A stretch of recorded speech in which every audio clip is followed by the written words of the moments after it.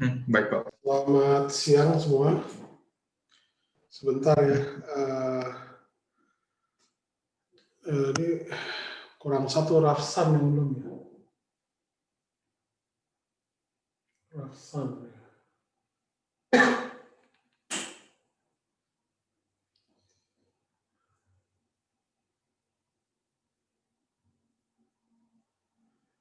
Ya Rafsan belum ada. Rasanya saya nggak tahu kalau di apa namanya.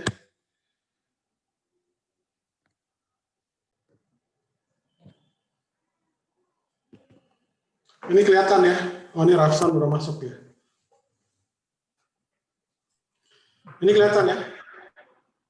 Terlihat, Pak. Oke. Jadi ini kurang lebih apa namanya kode mata kuliah kita. Sebenarnya ini sebelumnya ini 4212 tentang teori grup dan aplikasinya. Ya sekarang dirubah jadi teori grup dan simetri dalam fisika ya. Jadi perkataan simetri itu bisa dikatakan sebuah sebuah kata yang terkait dengan grup gitu ya.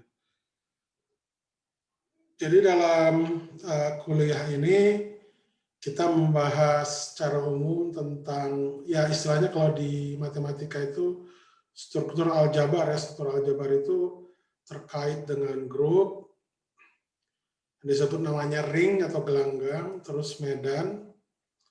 Medan di sini bukan medan yang di Sumatera Utara ya, tapi medan field kalau baca matematikanya bahasa Inggrisnya field. Ya field juga bisa berarti medan dalam artian secara fisik ya medan rumput gitu, grass atau itu juga bisa. Tapi kita ada istilah sendiri yang kita sebut namanya field. Jadi kita belajar nanti tentang definisi grup ya, gelanggang, medan gitu ya. Kemudian beserta contoh-contohnya. Jadi kita istilahnya tidak, jadi sebenarnya objek seperti grup, ring ataupun medan ini sebuah objek yang abstrak. Jadi kita tidak istilahnya mendalami struktur keabstrakannya. Ya, tapi kita nanti lebih pada ke aplikasi ke fisikanya. Jadi lebih banyak ke representasi. Jadi representasi itu apa? Representasi itu istilahnya seperti ada gambaran grup abstrak, gambaran aljabar yang abstrak.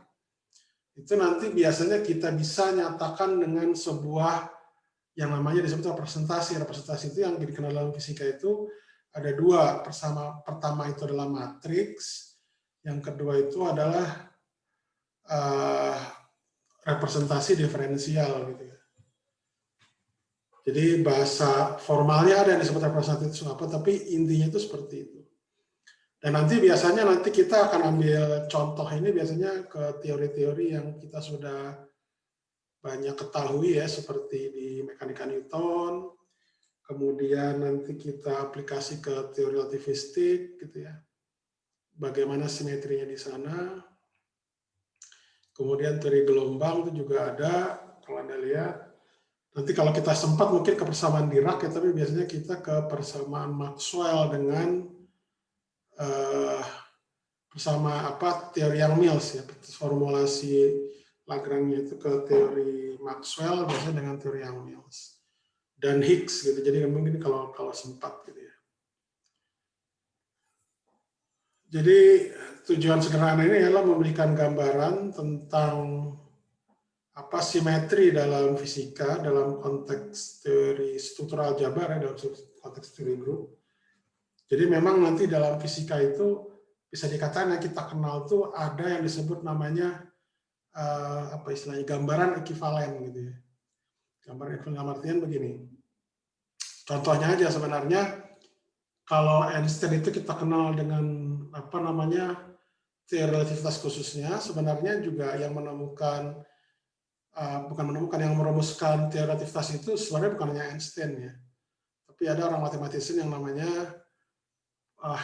Henri Poincaré. Jadi Henri Poincaré, tulisannya Henri, namanya Henri Poincaré, orang matematis Prancis gitu ya.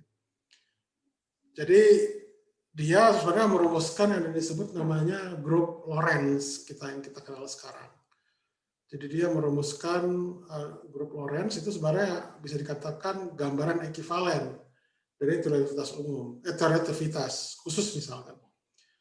Nah, jadi kenapa Einstein yang terkenal? Karena Einstein itu bahasanya lebih mudah dimengerti, ya. Jadi oleh orang banyak, ya, termasuk para fisikawan. Kalau bahasanya Ori Poincaré itu bahasa formal, bahasa matematik. Jadi itu yang sulit. Makanya Einstein itu sebenarnya terkenal dalam merumuskan relativitas khusus, ya, walaupun salah satu founding father, perumus, ya, yang utama. Tentunya Poincaré juga di lain pihak juga merumuskan hal yang sama sebenarnya. Cuma bahasanya dalam teori grup. Jadi pada saat itu perumusan tentang sebuah teori fisika berdasarkan dengan gambaran teori grup itu masih terlalu abstrak saat itu, gitu ya. Ya, artinya begini, Anda mengambil mata kuliah ini walaupun tujuannya nanti untuk istilahnya mengenal lebih dalam tentang simetri dalam relativitas dan teori medan secara klasik minimal. Jadi ada sebuah pelajaran yang bisa diambil di sini, artinya Anda bisa meningkatkan kemampuan problem solving lah gitu ya, dan deduktif, dan ya mudah-mudahan bisa berpikir kreatif gitu. Jadi artinya walaupun nanti Anda tidak bekerja di fisika, tidak melanjutkan ke S2 atau S3, bidang fisika maksud saya, atau Anda mau ke bidang lain, atau bahkan mungkin mau bisnis, tapi di sini itu adalah artinya gini, kita belajar itu tidak akan ada hal yang sia-sia. Kenapa? Karena kita di fisika sini secara umum, ya, termasuk juga tujuan kuliah ini, itu meningkatkan, ya itu tadi, berpikir kritis gitu ya.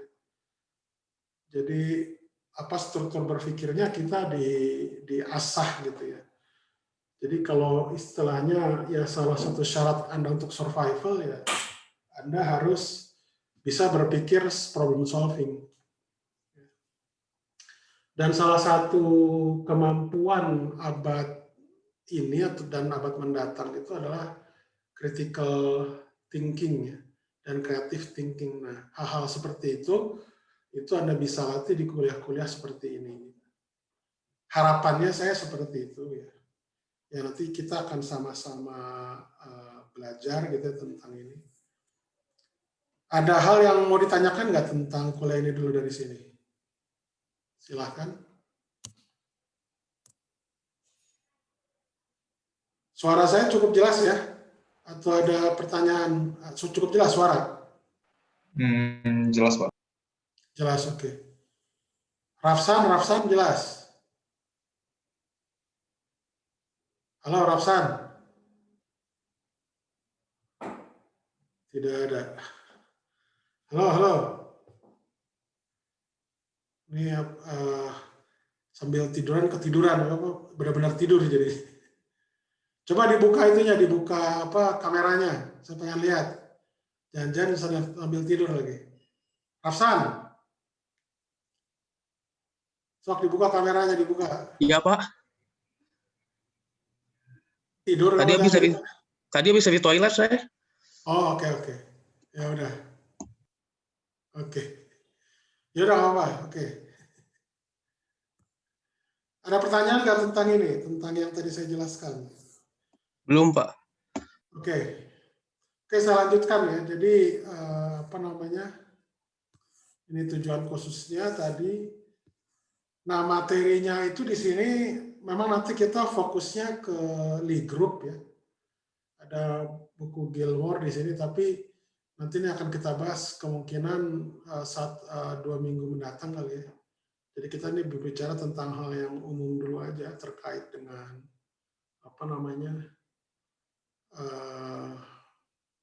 struktur aljabar secara umum. Nah ini kurang lebih, ya ini terkait dengan judul-judulnya. Ya. Kemudian ini minggu kedua, ketiga, keempat, ya. Ya Q itu nanti ini kebanyakan ada juga, nanti termasuk di sini ada latihan. Ini dulu sebenarnya SKS-nya 3, jadi sekarang 2. Terus Q itu kuis, tapi mungkin nanti akan kita lihat seperti apa. Nah, nanti pada akhirnya nanti Anda akan buat paper ya terkait dengan topik ini. Gitu ya. Jadi evaluasi yang dilakukan itu kuis, ujian, dan paper. Jadi paper ini termasuk untuk ujian akhir ya, salah satu untuk bentuk ujian akhir semester. Ada pertanyaan nggak? Cukup jelas ya?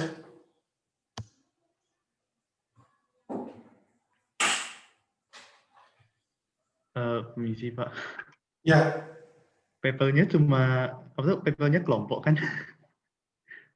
papernya kalau bisa sekalian kan cuma 4 orang ya sendiri-sendiri lah. Jangan berkelompok.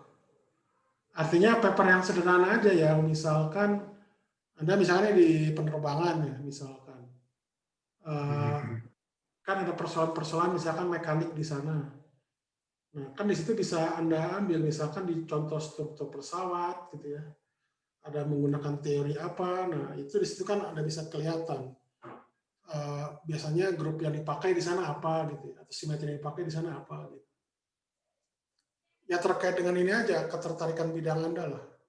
Jadi kalau saya membebaskan seperti itu aja, tidak harus nanti terkait langsung, ya itu ke fisika juga ya, pada umumnya fisika applied physics gitu. Cuma kalau untuk ke pure physics, apa istilahnya, ya istilahnya bergantung nanti pada bidang Andanya gitu. Jadi kalau Anda mau ke pure physics boleh, atau mungkin pure math bisa, tapi saya sarankan minimal yang Anda bisa lakukan aja. Jadi papernya itu nggak usah paper yang terlalu rumit, sederhana aja, sederhana.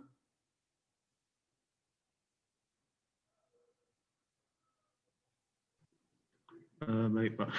Nah, jadi ya yang sederhana aja, tapi maksud saya sih ingin melihat ini. Jadi ketika Anda buat tulisan itu, Anda bahas tentang aspek dari kuliah ini, itu yang Anda bisa pahami ketika Anda membuat atau meninjau suatu problem itu sejauh mana dalamnya gitu. Jadi yang penting dalamnya gitu. Nah, seperti misalkan Brian ini, contohnya saya pengen tahu juga, Anda ngambil teori kuliah ini tujuannya apa? Sebelumnya saya sih mikirnya mau dicoba dulu, soalnya mumpung ini bahannya juga ada ke mekanika kuantum relativistik, ya lumayan Mungkin sih kalau kalau mekanika misalnya. kuantum relativistik sih terlalu jauh sih. Mungkin kita baru ke klasik aja. Jadi kalau mekanika kuantum relativistik itu ada ada hal yang berbeda ya. Pertama, interpretasi dari yang dikatakan fungsi gelombangnya itu seperti persamaan Dirac ataupun persamaan Klein-Gordon, ya itu nanti apa istilahnya seperti dalam tanda kutip persamaan Schrödinger gitu ya, ada sebagai fungsi atau amplitude probabilitas gitu.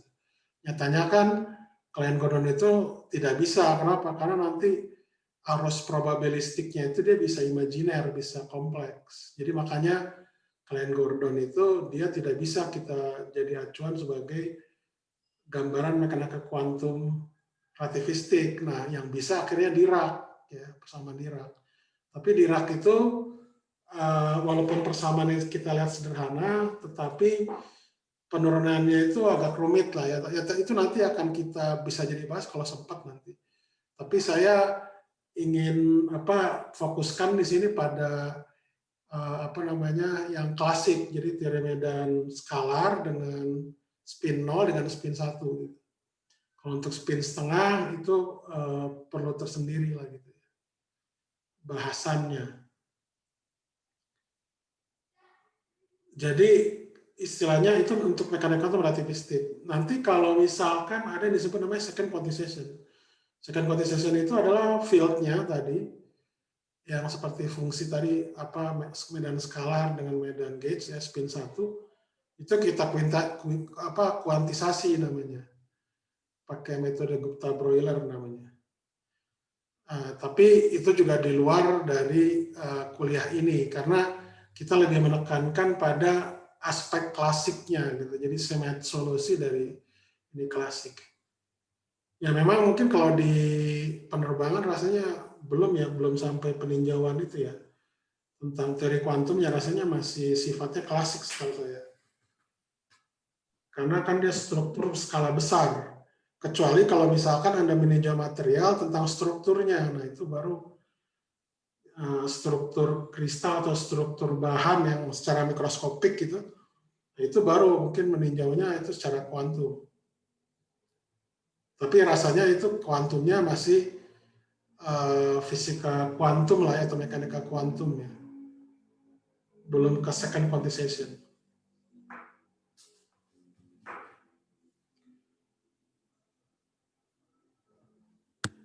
Oke, itu ada lagi pertanyaan?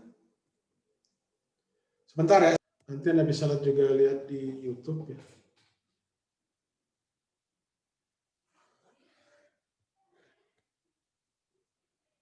Oke. Nah, jadi kita mulai dari hal yang sederhana tentang himpunan.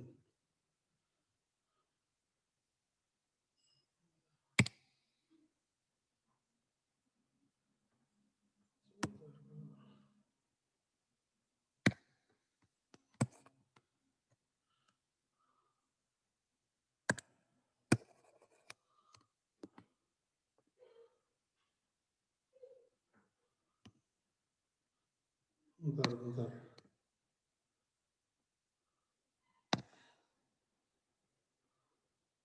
Ini bisa.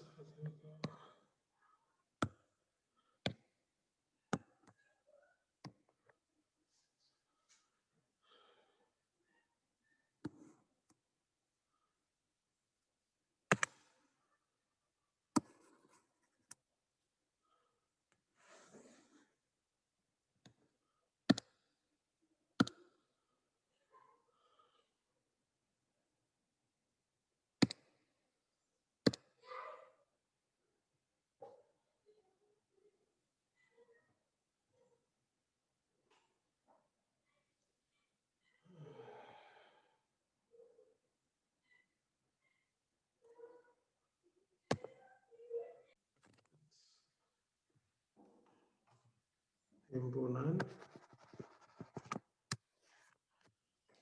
Jadi biasanya kalau Anda kenal gitu ya, dalam teori himpunan itu ada yang disebut namanya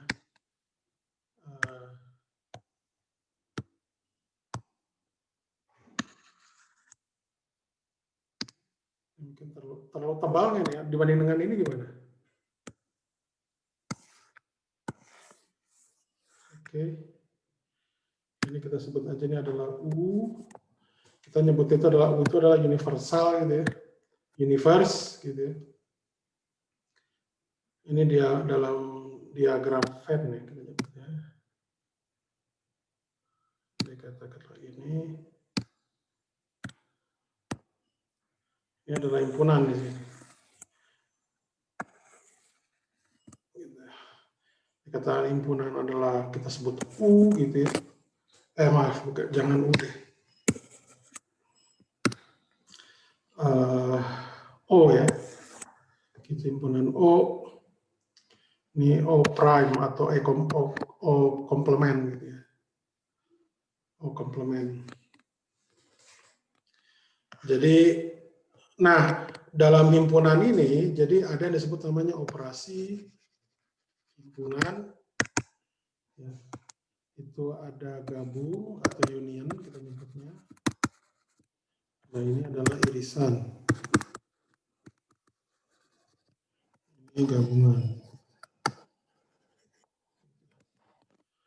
Jadi universe itu yang kita sebut namanya U di situ, U tebal gitu. U tebal di sini itu adalah sama dengan gabungan antara O dengan komplemennya. Gitu. Itu di teori himpunan. Jadi O di situ kita nyebutnya adalah himpunan. Kemudian ada juga disebut namanya himpunan kosong. Ya. Jadi kita simbolnya itu adalah begini, terlalu kecil ya. Ini kalau saya tipis kelihatan ya? Halo? Kalau Lihat, Pak. tipis kelihatan? Kelihatan, Pak. Kelihatan, oke. Jadi disebut ada namanya himpunan kosong.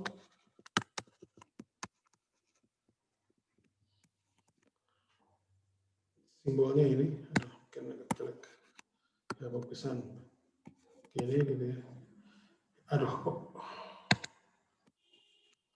Himpunan kosong atau void gitu ya. Disimbolkannya itu adalah V gitu. Ya, jadi kalau O digabung dengan V itu adalah O sendiri, begitu juga komplemennya gitu. Tapi kalau O diiris dengan komplemennya itu adalah void. Ini adalah di sini adalah himpunannya. Nah, di dalam himpunan ini yang kita tahu itu ada disebut namanya elemen. Ini kita dari dasar dulu aja ya. Elemen dari himpunan.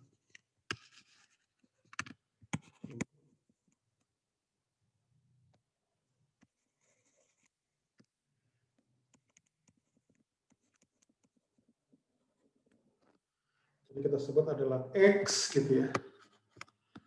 Jadi disimbolkan di sini adalah seperti ini. Jadi X adalah elemen dari O. Dan himpunan ini itu nanti terbagi jadi dua, ada yang kontinu, ada yang diskrit.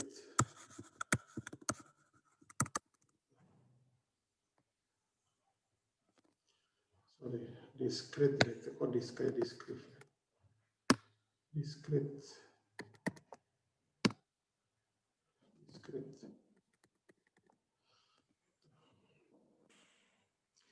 Nah, contohnya misalkan yang diskrit itu apa ya? Ini misalkan himpunan diskrit itu, misalkan contohnya himpunan bilangan asli ya, 1, 2, 3 dan seterusnya.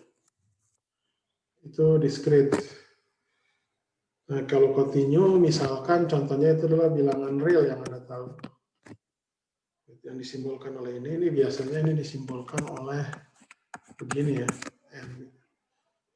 Terus ada lagi yang disebut namanya bilangan bulat ya.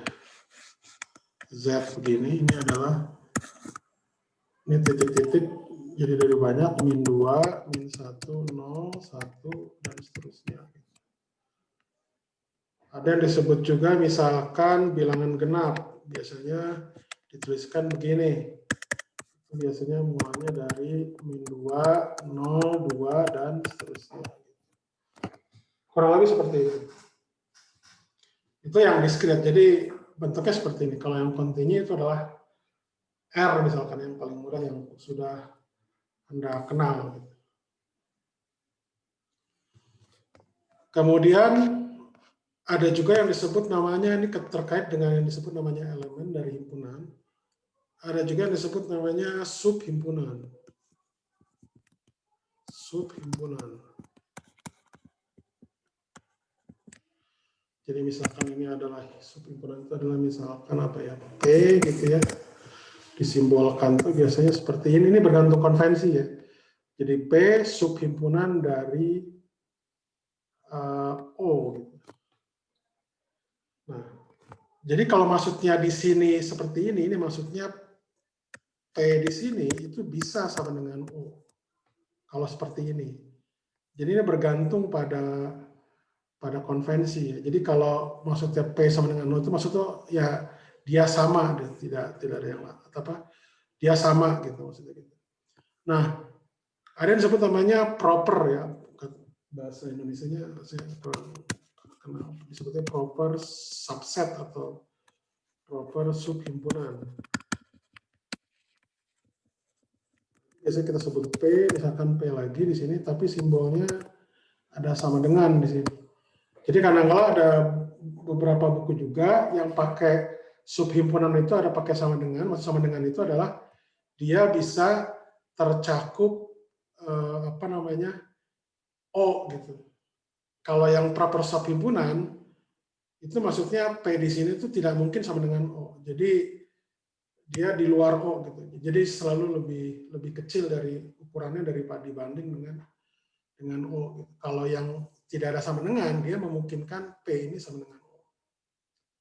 Itu terkait dengan apa istilahnya subhimpunan. Ada pertanyaan nggak? Nah ini contohnya misalkan bisa Anda lihat di sini yang paling mudah yang diskrit aja dulu. Ya. Bilangan asli n di sini Anda lihat itu pasti proper subset dari Z kan ya. Anda lihat di sini 1, 2, 3 dan seterusnya. Kalau di sini kan ada negatifnya kan ya, yang Z. Sedangkan bilangan asli, himpunan bilangan asli itu 1, 2, 3 dan seterusnya. Kemudian Anda lihat di sini lagi himpunan bilangan genap. Himpunan bilangan genap itu juga dia merupakan yang disebut namanya proper subset dari Z. Oke. Karena dia bilangannya genap, gitu ya. 1 tidak termasuk, cuma kelipatan 2 saja.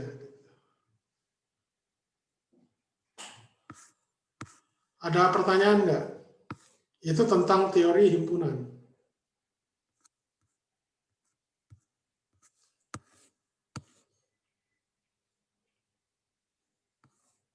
Sejauh ini belum ada pertanyaan, Pak.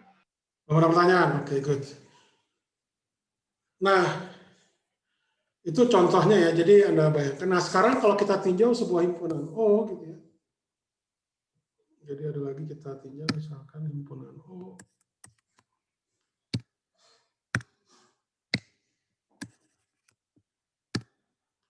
Himpunan O gitu ya. Jadi ada elemennya X merupakan elemen dari O gitu ya. Jadi saya cuma meninjaunya misalkan dia ada dua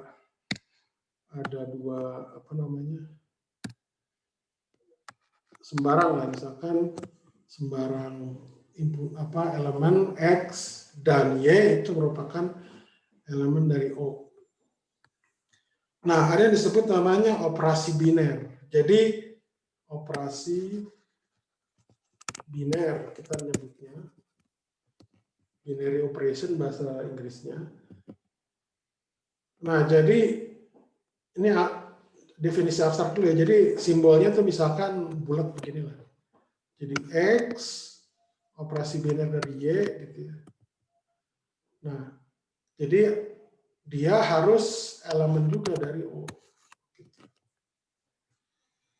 Jadi ada himpunan yang misalkan dia punya hubungan antara satu elemen dengan elemen yang lainnya, misalkan X dan Y. Jadi ambil sembarang. X dan Y ambil sembarang, itu ambil sembarang itu Anda bisa pilih apapun di situasi yang penting dia elemen dari O aja. Nah, operasi binernya, jadi ketika X beroperasi pada Y gitu, atau sebaliknya, dia merupakan elemen dari O, jadi dia termasuk. Nah, sebagai contoh, misalkan,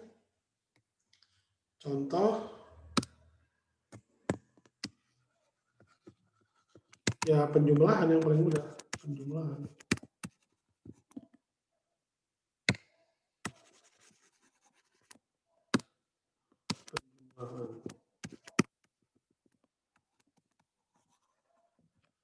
Jadi ya penjumlahan ya aditif lah ya, bilangan gitu. Kalau misalkan contohnya itu adalah ini bilangan Z lah ya, Z, ini contohnya Z. Jadi Anda ambil sembarang, 1 tambah 2 kan yang terkenal, ini 3 elemen Z bukan, elemen Z. Jadi penjumlahan ini yang kita sebut aditif itu juga termasuk operasi biner.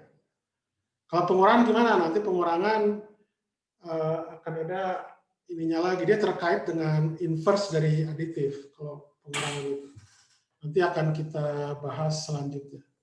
Tapi intinya seperti penjumlahan bilangan, ada perkalian bilangan, penjumlahan matriks, perkalian matriks yang bergantung pada definisi perkalian atau penjumlahan matriksnya seperti apa, itu juga bisa disebut sebagai operasi biner. Syaratnya jika kalau X dikali atau apa yang berarti perkalian biner atau operasi biner, X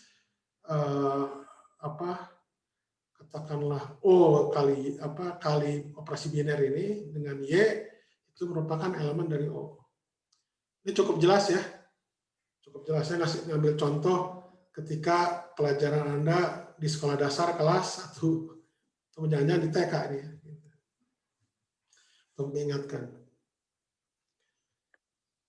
Oke. Nah, jadi kalau ada sebuah himpunan, jadi ketika ada himpunan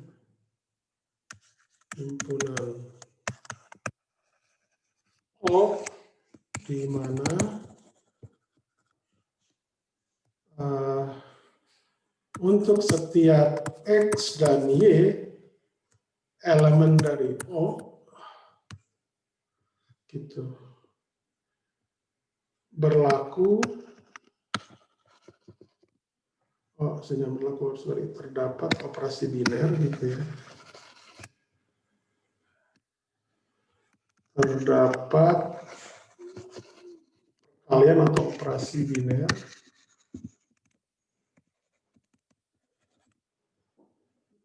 yang seperti ini dituliskan tadi. Jadi X dikali dengan Y itu adalah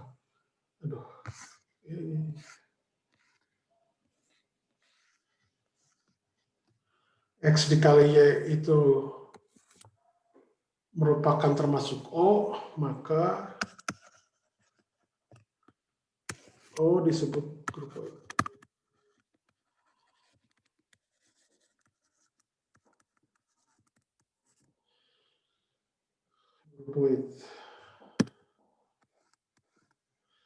Nah, sebenarnya kata-kata grupoid ini itu bergantung pada definisi dari grupoidnya. Jadi ada juga dia menambahkan sifat dia harus asosiatif gitu ya. Tapi itu tidak harus sebenarnya. Jadi bergantung buku yang Anda ambil apa gitu ya.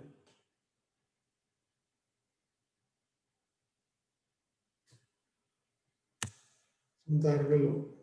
Ini rasanya yang paling mudah ya.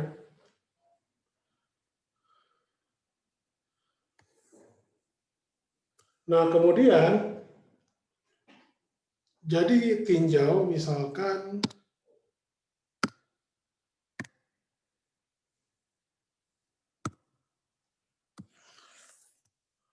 tinjau himpunan O yang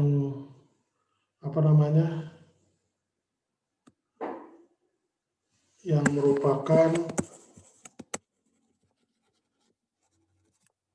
grupoid ya. Jadi artinya grupoid itu dia sudah ada perkalian biner di sini. Dan hubungan antara X sembarang elemen dari O yaitu termasuk di O. Jadi contohnya penjumlahan di bilangan bulat. Ya. Bilangan bulat dijumlahkan pasti bilangan bulat. Nah, jadi bilangan bulat itu termasuk grupoid. Bilangan asli juga sama. 1 ditambah 1, 2. Ada lagi juga bilangan cacah ya, 0. Gitu. Itu juga grupoid. Gitu. Nah, tapi grupoid itu dia lebih luas. Ketika kita nanti membahas dia itu menjadi grup, ya itu lebih spesifik lagi. Jadi tidak selalu grupoid itu merupakan grup. Nah, jadi kalau misalkan kita punya kasus di mana itu merupakan grupoid, kemudian dia berlaku pertama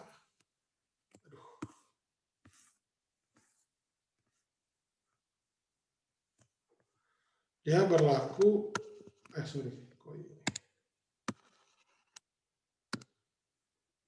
berlaku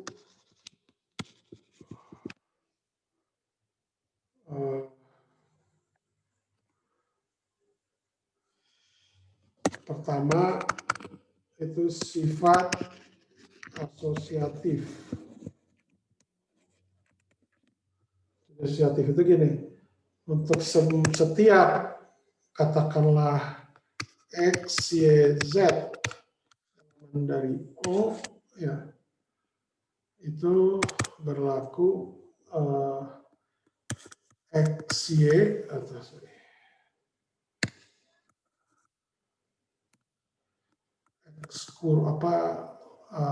kali Y, kali di sini maksud saya adalah operasi biner ya, saya mengatakan kali itu ada operasi biner. Ini sama dengan X, Y gini. Jadi maksudnya X kali Y dulu, kemudian dikali Z, itu sama dengan Y kali Z dulu, baru dikalikan X. Itu dikatakan asosiatif di situ. Kemudian yang kedua, itu ada identitas. Identitas itu biasa kita sebut adalah elemennya itu adalah I gitu ya.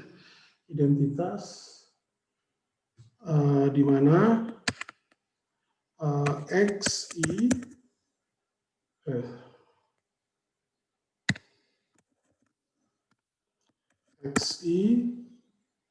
X dikali I itu sama dengan X.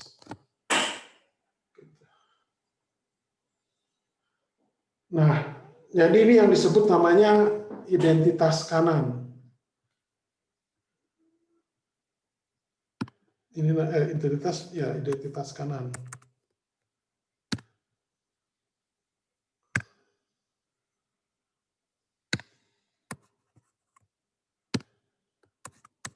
Identitas kanan. Gitu. Jadi kalau dia itu ada lagi yang lain, misalkan I lagi gitu ya, tapi dia juga berlaku gini, X sama dengan X. Ini untuk setiap X ya, ini namanya identitas kiri. Gitu. Ini untuk setiap X. Gitu. Nah, grup yang kita ambil sekaligus nanti banyak contohnya, itu adalah yang identitas kiri dan kanannya sama. Jadi X0I sama dengan I0X itu sama dengan X. Ini yang kita ambil. Jadi identitas kiri dan kanannya sama. Sekali lagi itu bergantung buku. Kadangkala ada juga yang buku yang dia itu strict bahwa grup itu dia bisa salah satu gitu ya. Sorry, kalau ini terlalu strict, ada yang lebih longgar, maksud saya grup itu cukup di identitasnya itu kalau nggak ambil kanan, ambil kiri. Tapi kita di fisika pada umumnya grup itu dia berlaku identitasnya kiri dan kanan. Jadi baik, sorry ini kok kenapa jadi topi ya?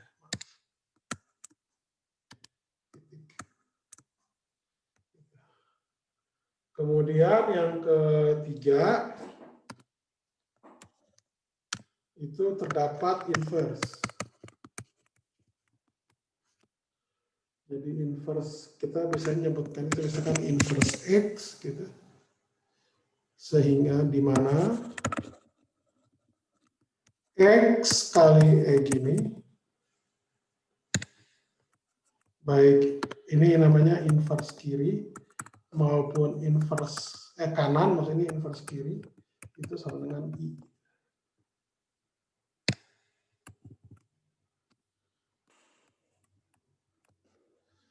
Gitu. Untuk setiap X. Jadi untuk setiap X terdapat inverse yang disimbolkan X pangkat min 1 gitu. Ini cuma simbol aja, bukannya ini artinya apa seper X, bukannya cuma inverse aja. Jadi kalau terkait maaf. Jadi X inverse di sini itu bergantung pada jenis dari operasi binernya.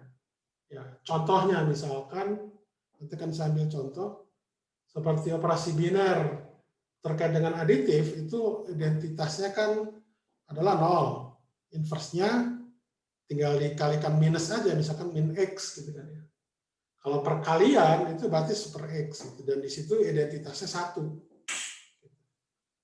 Cukup jelas ya? Ada pertanyaan nggak? Pak, mau nanya Pak. Ya. Cuman itu Pak, kalau misal kan tadi ada groupoid itu kan, kalau groupoid itu syarat minimum, maksudnya minimal syarat agar bisa membentuk groupoid itu yang dia harus ada operasi tertutup begitu ya Pak? Iya, operasi biner. Tapi Jadi, kalau misalnya, ya, tapi kalau misalnya nggak ada sifat asosiatif, yang identitas segala macam, itu sudah bisa membentuk groupoid gitu ya Pak? sebenarnya begini, jadi bergantung pada definisinya. Kebetulan definisi yang saya ambil itu, groupoid itu dia pokoknya ada operasi biner, dan operasinya itu tertutup gitu. Itu aja, itu groupoid. Tapi ada juga beberapa buku dia menambahkan sifat asosiatif. Itu groupoid. Nah, 2 dan 3-nya itu tinggal ditambahkan dia jadi grup. Itu aja sih. Nah ya, baik Pak. Nah, jadi untuk kasus, jadi gini, nanti kita sebenarnya di kuliah ini bukan membahas grup poinnya, tapi lebih banyak nanti membahas grupnya. Jadi rasanya untuk definisi grup point itu harusnya sih tidak menjadi masalah, karena nanti yang kita bahas itu kebanyakan grup, gitu ya. Artinya dia punya inverse. Ya maksudnya bukan, maksudnya dia memenuhi asosiatif, apa namanya, ada identitas, dan dia apa namanya, ada inverse gitu. Oke. Nah, misalkan contoh ya, contoh grup itu biasanya kita simbolkan dia ada himpunan. Misalkan ya, operasi binernya itu kita ambil aditif. Atau kita jalanin dulu deh. Jadi disimbolkan biasanya grup itu seperti ini aja dulu dengan apa. Gitu. Nah nanti misalkan, jadi disimbolkan seperti ini. Nah misalkan contohnya ini, bilangan Z ini di sini terhadap aditif itu merupakan grup ya, grup aditif maksudnya.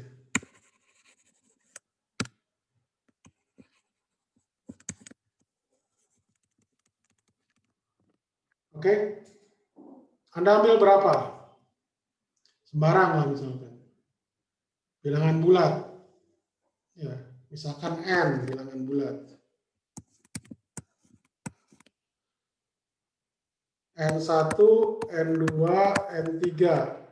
Anda jumlahkan, ini pasti berlaku asosiatif kan ya, penjumlahan kan asosiatif berlaku ya. Kemudian inverse-nya itu ada min N1, min N2, min N3.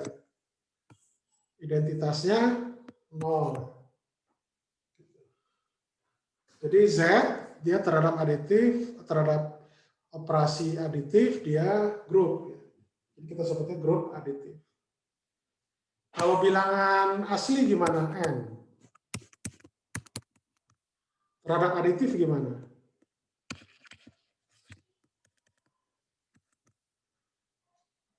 Dia merupakan grup atau bukan? Bukan sih, Pak. Kenapa? Bukan, Pak. Oke, kenapa bukan? Yang pertama, nilainya kan itu mulai dari 1 1, 2, dan seterusnya. Jadinya nggak ada invest sama nggak ada nol kan? Ya, jadi dia group point ya, tapi bukan grup. Gitu. Ini group point. Jadi kalau M dituliskan begini, itu adalah group point. Jadi bukan grup dia. Tulisannya jelek. Group point. Oke. Kalau ini contoh pertama, kedua, ketiga. Bilangan bulat, bilangan genap terhadap aditif, dia grup nggak? Grup Pak. Kenapa?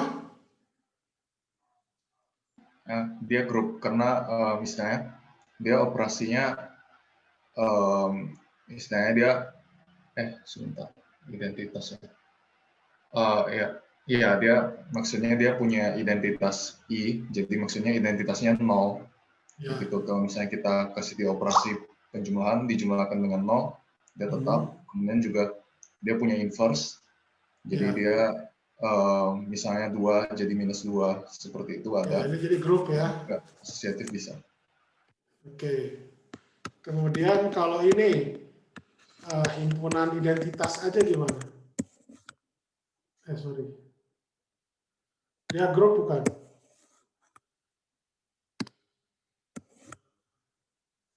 Identitas. Jadi ini juga grup ya. Kita nyebut ini grup khusus, ini grup identitas. Jadi inverse-nya dirinya sendiri. Ya, ditambah dirinya sendiri. Semuanya serba mandiri. Jadi disebutnya itu grup identitas. Semua kembali ke 0. Oke.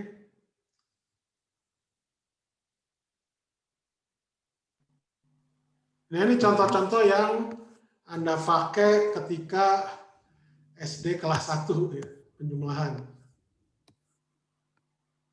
Nah, sekarang contoh lain, misalkan matriks.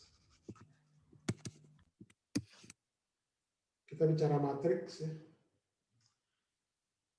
Jadi kalau misalkan M di sini ditulisnya adalah 2 kali 2, ini adalah himpunan matriks 2 kali 2. Apakah M2 kali 2 ini terhadap aditif itu merupakan grup?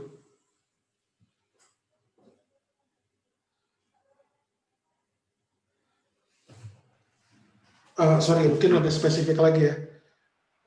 Bentar. Jadi misalkan matriks, kita nyebutnya matriks begini aja lah.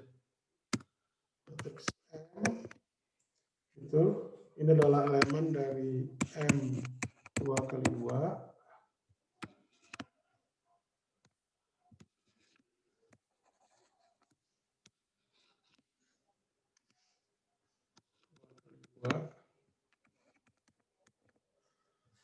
Maksudnya itu adalah M di sini itu bisa saya nyatakan sebagai A, B, C, D, ya. Di mana A, B, C, D ini adalah misalkan kita ambil bilangan bulat. Jadi himpunan matriks di mana dia bilangan bulat. Atau mungkin sebelum ini ya, sebentar. Mohon maaf. Mungkin sebelum inilah, saya lupa. Tadi itu kan contoh yang discrete. Sekarang kita coba yang continue, maaf.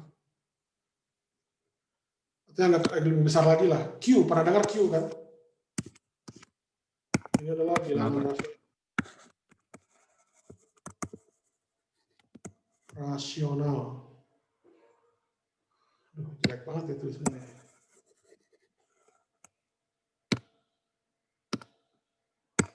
rasional. Jadi ini contoh kelima.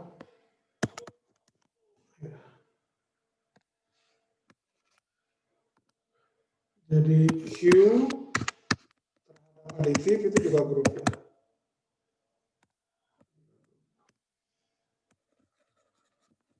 Bisa terlihat karena jadi kalau dua buah bilangan rasional dijumlahkan itu juga rasional.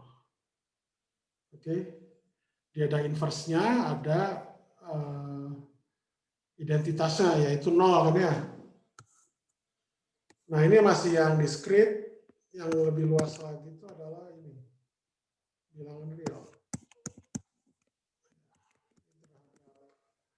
Plus itu juga grup ya. Oke.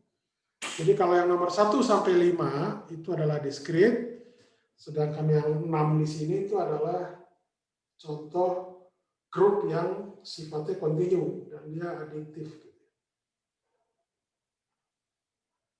Oke, ada pertanyaan nggak? Ini terlihat ya, yang nomor 6 ini terlihat ya.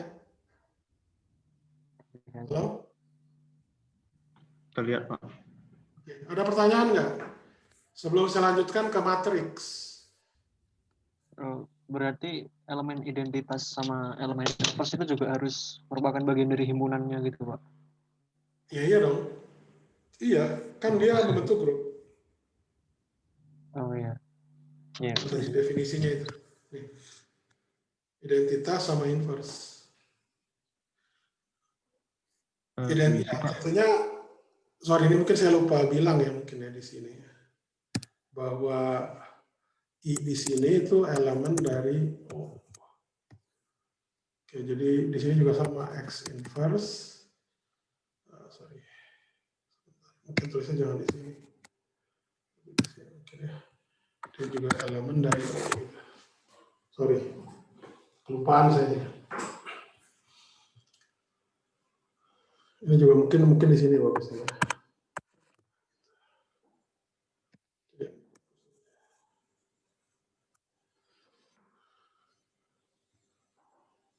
Ada lagi? Permisi, Pak. Ya.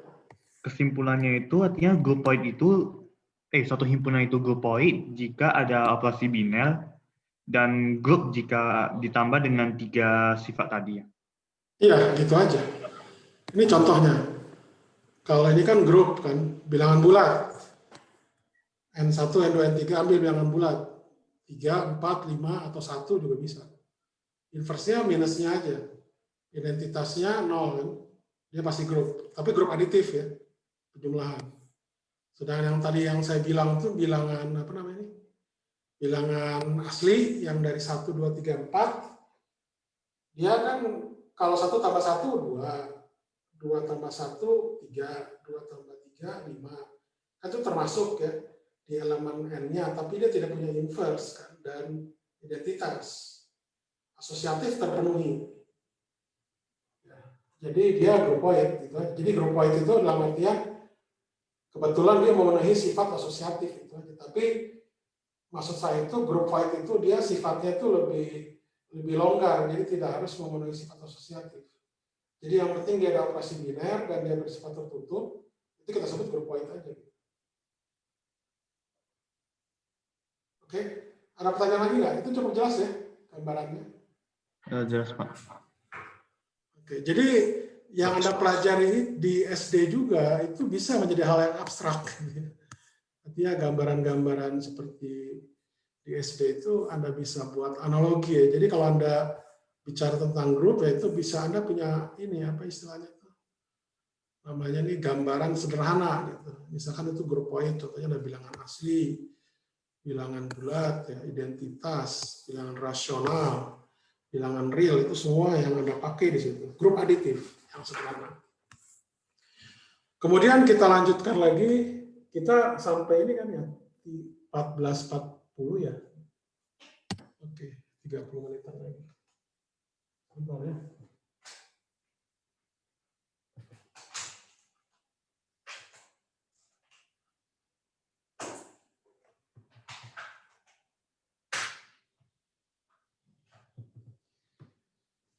Kemudian tadi itu bilangan, nanti sekarang kita ambil contoh yang matriks.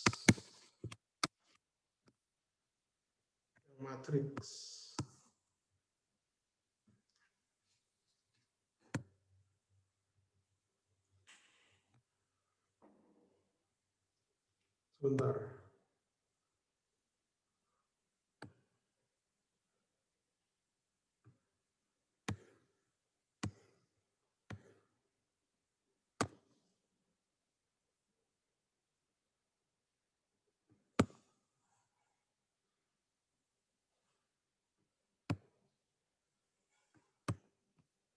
Bentar.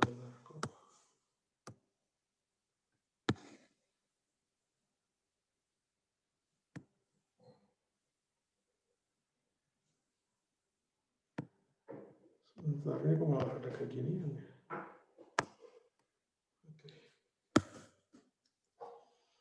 Nah, jadi misalkan yang paling mudah matriks 2x2 lah. Ini adalah himpunan matriks 2x2.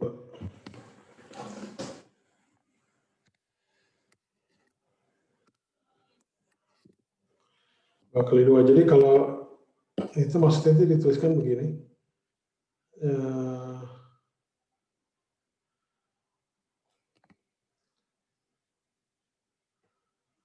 Jadi kalau misalkan saya tuliskan seperti ini 2x2, misalkan di sini Z gitu ya. Maksudnya adalah ini Z, saya tuliskan ini adalah A, B, C, D dengan A, B, C, D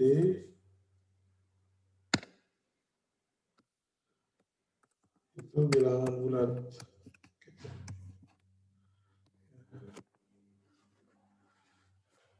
Ini himpunan matriks ya yang elemen-elemennya bilangan bulat. Jadi kalau kita tinjau seperti ini, plus gitu ya. Ini contoh ketujuh ya. Ini grup ya. Oke. Inverse-nya itu apa? Nol semua, Pak. Kenapa? Inverse-nya nol semua kan?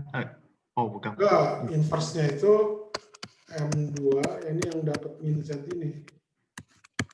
Adalah min A, min B, min C, min D. Oke. Sedangkan identitasnya yang 2x2 itu matriks 0 semua.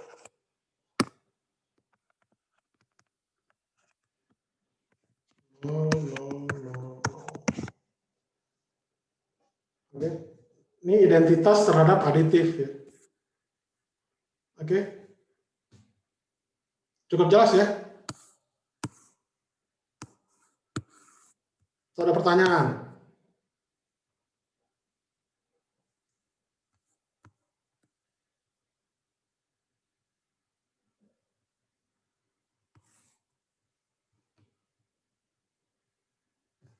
Kedelapan, sorry.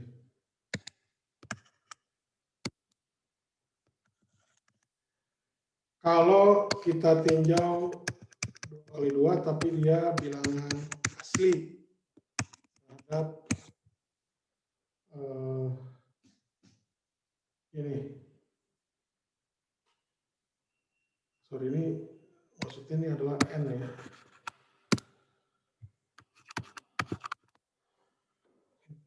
Ini grup atau grupoid. Jadi ABCD-nya itu bilangan asli, bukan bilangan bulat. Grupoid, Pak. Grupoid ya. Oke. Jadi dia tidak ada elemen negatifnya kan, karena dia bilangan asli. Oke. Identitasnya juga tidak ada. Penjumlahan matriksnya sederhana. Kita belum bicara perkaliannya. Oke?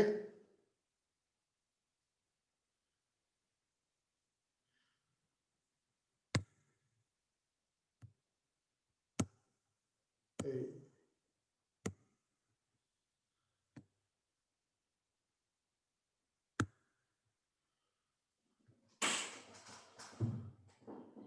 Nah, nanti ini bisa Anda ini lagi, apa namanya, berkreasi lagi. Misalkan contohnya matriks yang 2 kali 2 dia bilangan genap. Gitu. Itu juga grup ya. Jadi bilangan bulat, yang matriks yang elemennya bilangan bulat terhadap aditif, dia juga merupakan grup. Gitu. Kemudian yang terakhir mungkin ini adalah N 2 kali 2, misalkan dia itu real terhadap apa namanya aditif, dia juga grup. Oke. Ini kebetulan matriks bujur sangkar. Jadi kalau Anda nanti bisa apa istilahnya perluas, misalkan ke matriks N kali N. Gitu. Misalkan Anda ambil ini bisa Z aja ya. Ini juga grup. Nanti Anda rubah lagi, misalkan untuk M, N kali N, ini matriks N kali N ya.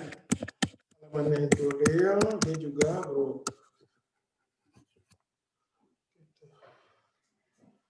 Ya, oke, cukup jelas ya. Jadi Anda gambarannya cukup matriks 2 kali 2 yang seperti ini aja. Dia bisa kita extend ke matriks yang bujur sangkar.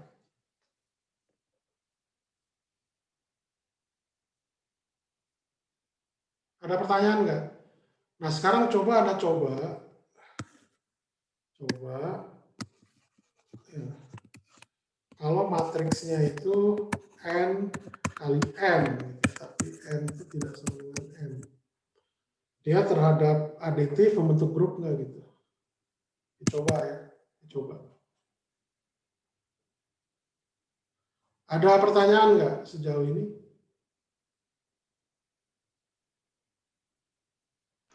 Sejauh ini belum, Pak. Oke. Cukup jelas ya, jadi ini masuk ke era Anda SMP. Matriks, tapi matriks 2 kali 2 mungkin ya.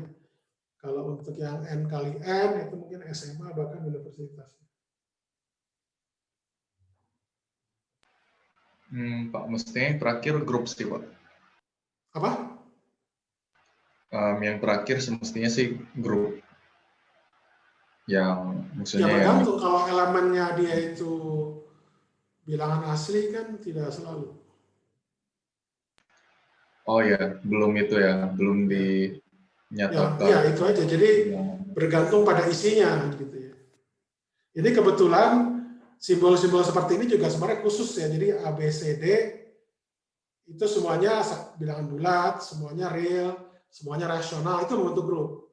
Tapi kalau misalkan dia itu campuran gimana? Kalau misalkan AB itu bilangan bulat, CD itu bilangan real. Apakah dia itu membentuk grup enggak? Kalau campuran.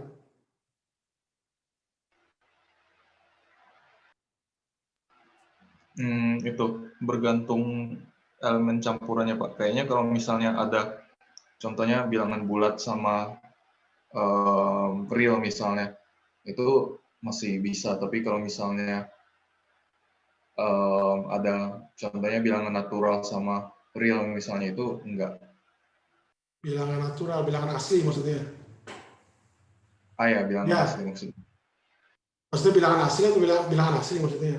Ya, jadi kalau salah satunya itu bilangan asli, yang cuma dari 1 sampai 1, 2, dan 3, dan seterusnya, itu dia tidak membentuk grup ya. Karena di satu elemen itu dia tidak punya inverse, dan dia juga tidak punya identitas. Jadi matriks 2x2 itu dia bisa membentuk sebuah grup ketika elemen-elemennya itu masing-masingnya itu membentuk sebuah grup. Oke. Jadi itu ya apa namanya, mungkin statement kali ya. Lemma kali ya, lemma. Jadi kalau misalkan ini elemen matriks,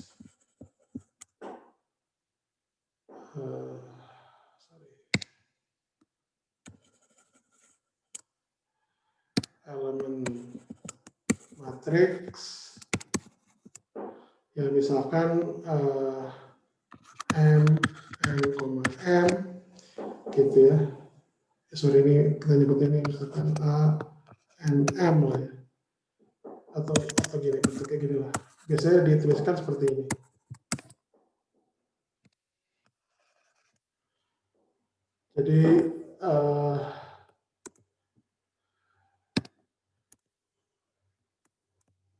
Jadi matriks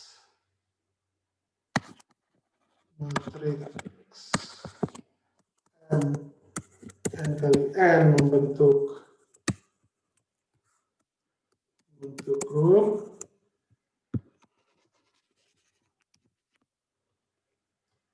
produk aditif ketika setiap elemennya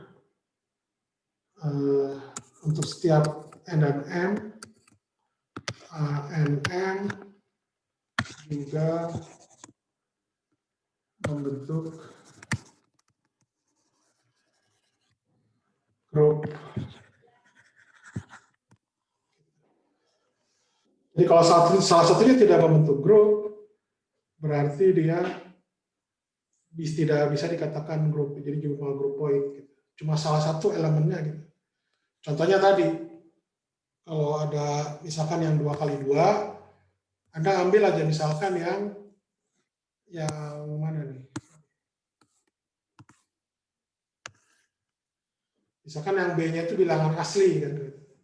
Yang asli kan cuma grupoid ya, maka matriks 2x2 ini dia cuma sampai sifatnya grupoid, walaupun ACD-nya dia membentuk grup gitu. Jadi ada salah satu anggota dia tidak membentuk grup, gitu. Jadi dia pasti juga matriksnya tidak akan membentuk grup. Gitu. Jadi grup di sini, mohon maaf, dengan grup di sini itu berbeda ya. Jadi di grup di sini itu adalah bentuknya itu adalah matriks. Sedangkan grup di sini itu adalah bilangan.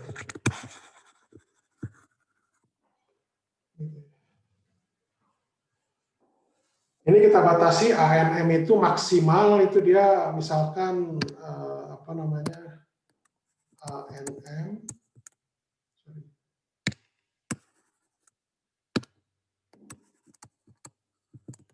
Itu misalkan bilangan real, Z dan seterusnya.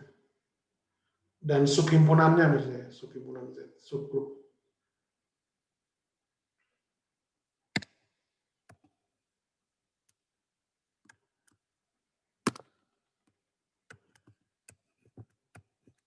Dan seterusnya, ada bisa lihat lagi. Ada pertanyaan nggak?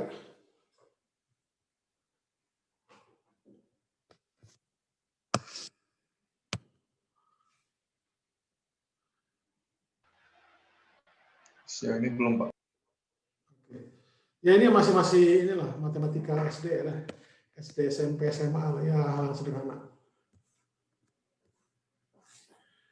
Nah, kemudian ada juga yang disebut namanya subgrup ya. Subgrup. Ini adalah JS. Ini adalah misalkan OS. Ini ada operasi binernya. Ini E, ini ada O, ini juga ada operasi binernya. Operasi biner yang ini dengan yang ini sama ya. Jadi operasi binernya itu sama. Jadi kalau dia itu jadi kalau G itu adalah grup,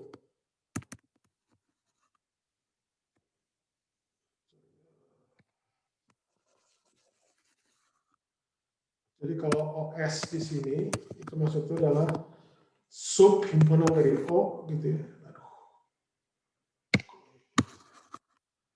Sub himpunan dari O gitu. Kita tahu O di sini juga membentuk grup ya, terhadap operasi biner ini. Kemudian OS juga membentuk grup ini dengan operasi biner yang sama. Maka GS itu kita nyebutnya itu adalah subgrup dari G. Contoh, selalu contoh.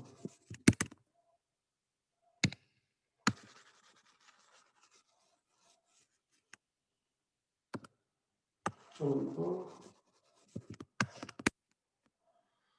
misalkan ini kita tahu udah grup kan? Ini grup juga bukan?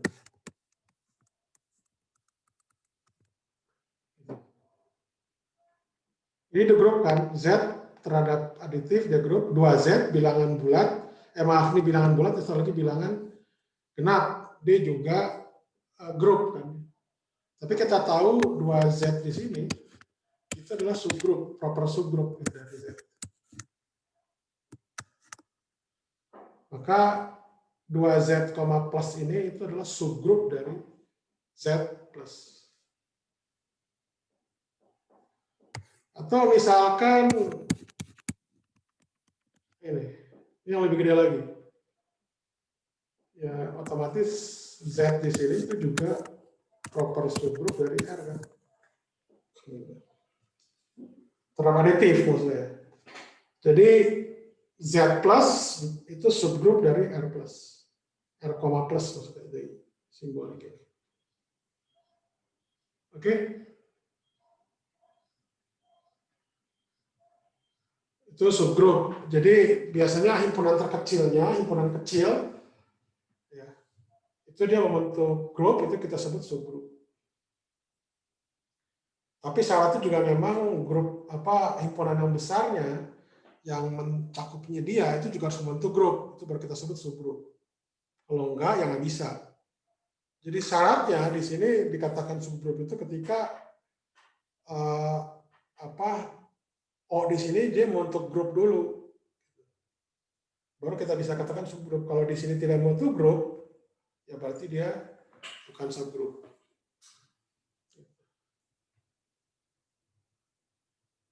Ada pertanyaan nggak?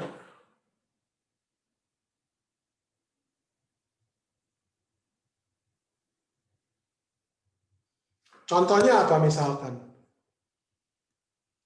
Contoh. Himpunan besarnya itu tidak membentuk grup, tapi yang himpunan kecilnya membentuk grup.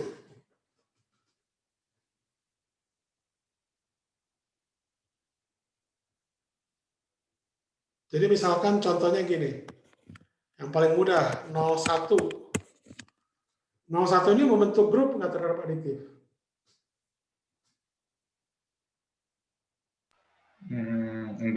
Enggak membentuk Ya, ini grup. tidak, ini bukan grup. Tapi bila identitas, dia grup. Oke. Jadi ini bukan subgrup dari 01, karena 01-nya dia bukan grup. Oke, jelas ya? Pokoknya contoh-contoh aja, ini contoh subgrup. Sorry, ini grup. Maaf. Betul tadi.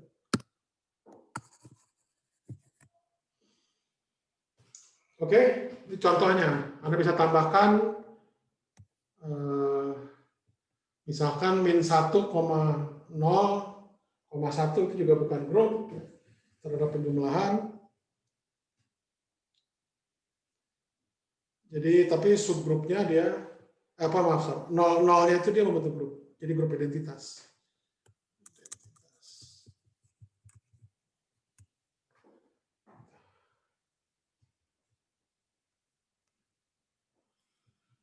Itu contohnya.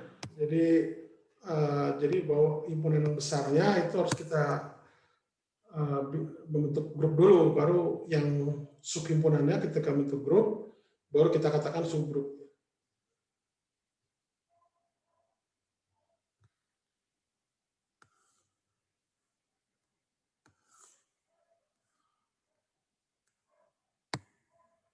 Nah ini coba ya sekedar latihan saja, latihan.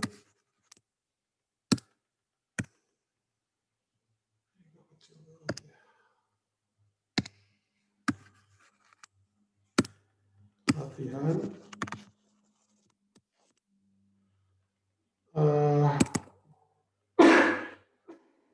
Untuk matriks 2x2 ya.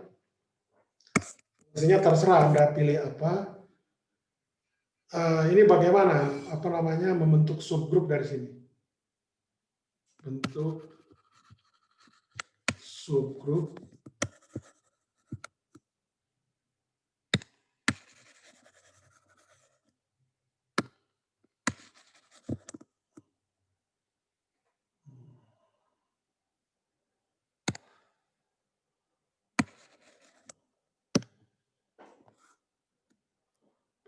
subgrup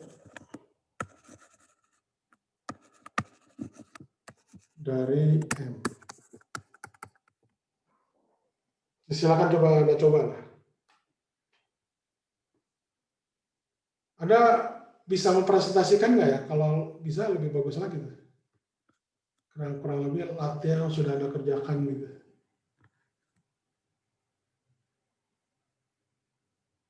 Bisa nggak Anda kerjakan ini diketik kemudian di-share gitu? Bisa Pak. Oke, silahkan lah. Ini saya coba share ya. Oke, start. Saya coba ini dulu. Multiple dulu bentar. Iya Pak, perlu permission dulu. Oke ya. Nah. Silahkan.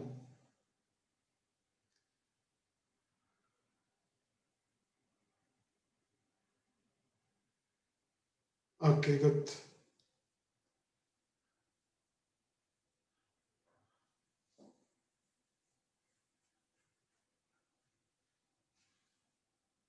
Atau Anda kerjakan dulu aja, nanti baru share-nya lah, Felix. Dikerjakan dulu aja, berarti nanti Ya Pak. Jadi apakah saya share Pak?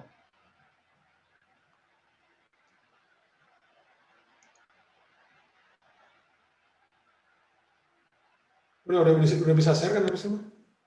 Ya, sudah Pak. Ini, Oke. Jadi itu. Kalau contoh yang saya pakai, itu. Saya pakai subgrupnya itu matriks diagonal begitu. Jadi misalnya diagonal dan dia misalnya di sini yang dipakai itu bilangan real. Ya, jadi ini itu matriks diagonal 2x2 juga subgrupnya. Mau pakai Z salah satu juga bisa kan? Z itu Z. Oh ya. Ya, atau itu. Yang lain gimana yang lain? Ya, bisa pakai Z. Berapa sih Felix? Yang lain atau yang lain? Kalau saya sebenarnya sudah siap Pak, cumannya saya kerjakannya itu di buku. Ya nggak apa-apa, ada bisa share kayak seperti Felix tadi nggak? Atau Anda sebutkan aja lah kalau nggak bisa. Contoh misalnya grupnya apa, terus subhimpunannya apa. Oke Pak.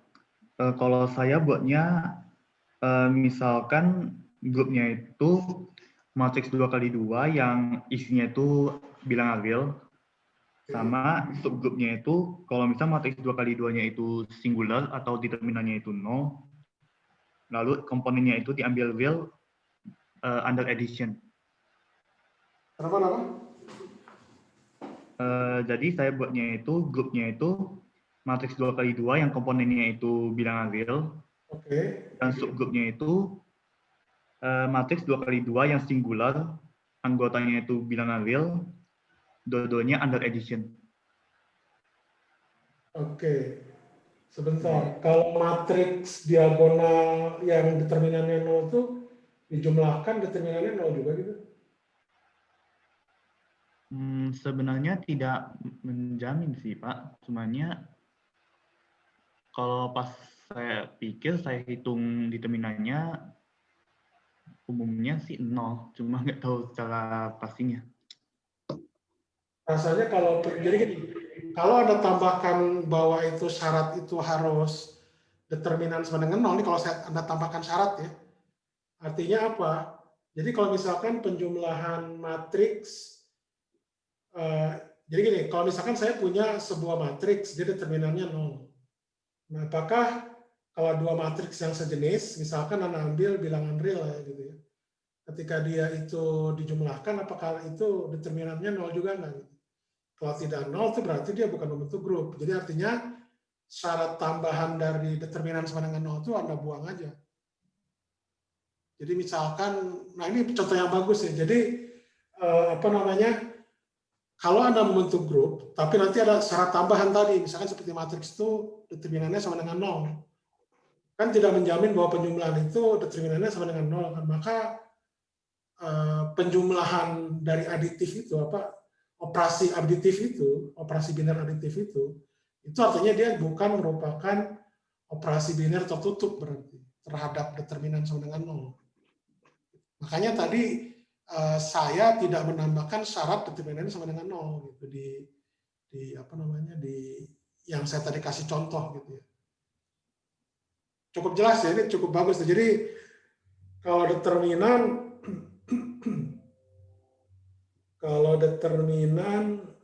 itu memang tidak menjamin kalau dia dijumlahkan akan sama dengan 0. Tapi kalau trace, Anda tahu trace nggak? Tahu Pak. Ya, trace itu kalau yang dijumlahkan cuma diagonal utamanya saja. Kalau dia itu trace, itu rasanya kalau misalkan Anda ambil trace matriks itu 0, maka penjumlahan dari matriks, dua matriks yang trace-nya 0, itu berarti akan trace-nya juga akan 0. Silakan Anda coba. Jadi mungkin bukan determinan kali di situ. Mungkin trace. Kalau trace itu ya, saya setuju. Kalau trace-nya itu 0, maka penjumlahannya juga trace-nya akan 0. Kalau dua-duanya trace-nya sama dengan 0 ya. Jadi dua matriks dijumlahkan, A itu trace A sama dengan 0, B itu trace B sama dengan 0, maka A plus B, maka trace A dalam kurung A plus B, itu pasti akan 0. Kenapa? Karena trace dalam kurung A plus B, itu sama dengan trace A ditambah trace B. Jadi kalau semuanya itu 0, maka dia akan 0 juga. Jadi dia bentuk grup juga terhadap aditif. Kalau trace.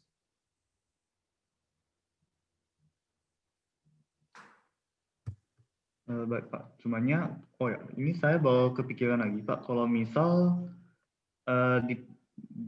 dipakai kalau matriksnya singular, cuman operasinya itu operasi perkalian, itu artinya subgroup juga kan? Gini, saya kasih contoh yang aditif dulu. Yang perkalian nanti. Belum perkalian belum. Karena nanti kalau perkalian itu, identitas aditif 0 itu dia akan jadi tadi singular. Jadi dia tidak punya inverse. Dia. Jadi makanya saya, untuk yang perkalian itu nanti contohnya mungkin minggu depan lah ya. Kalau yang sekarang tuh yang aditif dulu aja. Jadi kalau aditif dia inverse. Inverse-nya itu minus. Kalau nanti perkalian itu 1/, lah dibagi. Tapi harus diingat di situ ada bilangan 0 di situ yang 1/0 kan tidak didefinisikan ya, berarti Z itu terhadap multiplikatif atau perkalian itu tidak membentuk grup.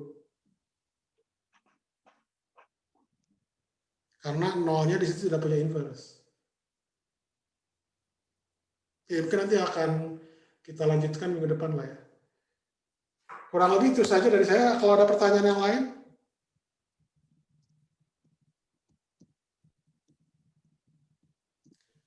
Oke, saya akhiri ya. Absen udah saya isi semua. Oke. Ada pertanyaan nggak? Kalau tidak ada, saya tutup ya. Halo. Sejauh ini tidak, Pak. Tidak, Pak. Oke. Rafsan, ada pertanyaan nggak? Tidak, Pak. Oke. Fikri? Tidak, Pak. Oke. Ya, kita akhiri. Terima kasih. Selamat siang semua. Mohon jaga kesehatan ya.